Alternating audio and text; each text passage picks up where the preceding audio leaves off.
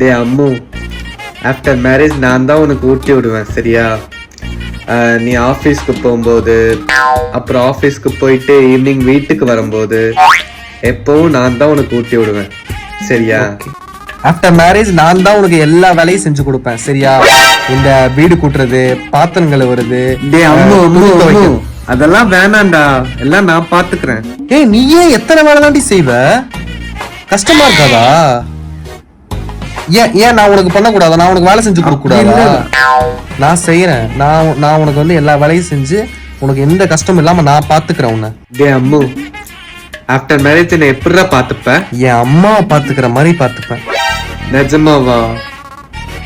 சாமி பக்கத்துல கொஞ்சம் கடைக்கு போயிடுவாடா, அம்மாக்கு கால் வலிக்குது. மா உனக்கு வேற வேலையே இல்லையாம்மா? அம்மானால முடியல.